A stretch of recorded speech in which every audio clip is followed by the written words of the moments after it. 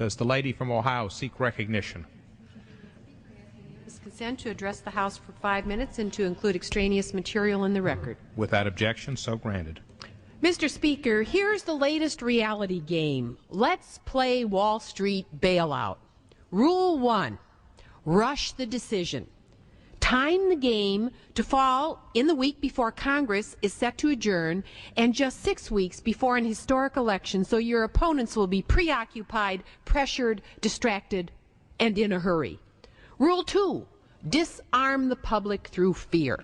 Warn that the entire global financial system will collapse and the world will fall into another Great Depression. Control the media enough to ensure that the public will not notice that this bailout will indebt them for generations, taking from them trillions of dollars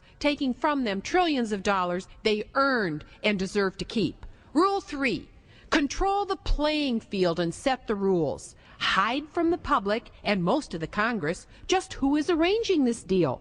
Communicate with the public through leaks to media insiders. Limit any open congressional hearings.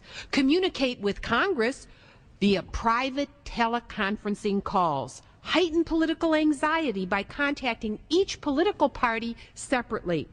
Treat members of Congress condescendingly, telling them that the matter is so complex that they must rely on those few insiders who really do know what's going on. Rule 4, divert attention and keep people confused. Manage the news cycle so Congress and the public have no time to examine who destroyed the prudent banking system that served America so well for 60 years after the financial meltdown of the 1920s.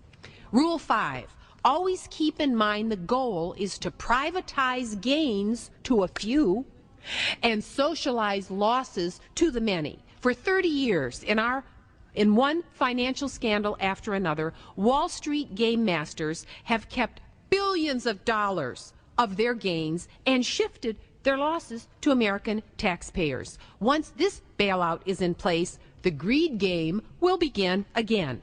But I have a counter game. It's called Wall Street reckoning.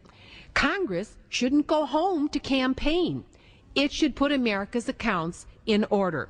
To Wall Street insiders, it says no on behalf of the American people. You have perpetrated the greatest financial crimes ever on this American republic.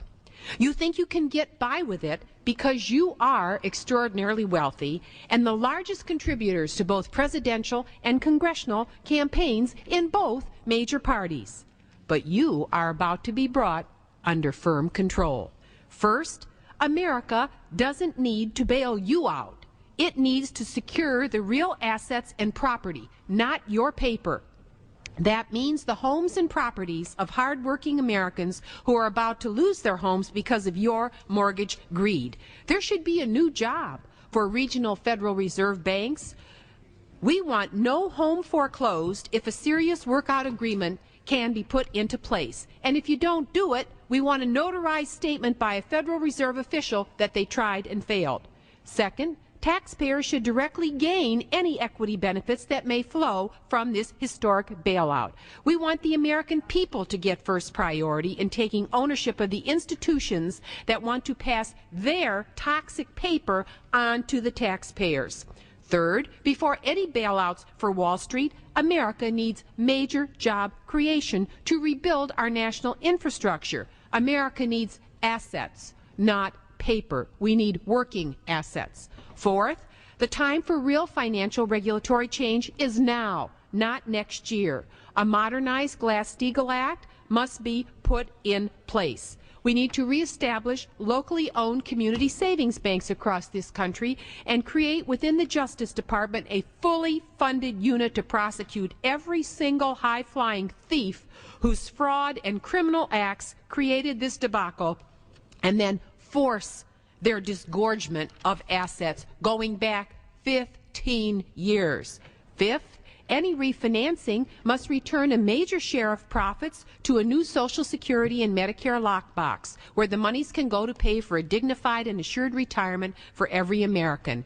This member isn't voting for a penny of it.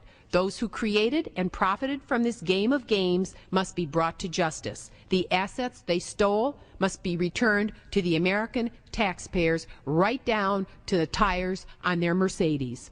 Mr. Speaker, I ask my colleagues to join me in co-sponsoring my bill to create an independent commission to investigate these well-heeled wrongdoers. Real reform now or nothing. Mr. Speaker, I yield back my remaining time. Gentleman from Indiana, for what purpose does he rise? Mr. Speaker, If this were a dictatorship, it'd be a heck of a lot easier. Just so long as I'm the dictator.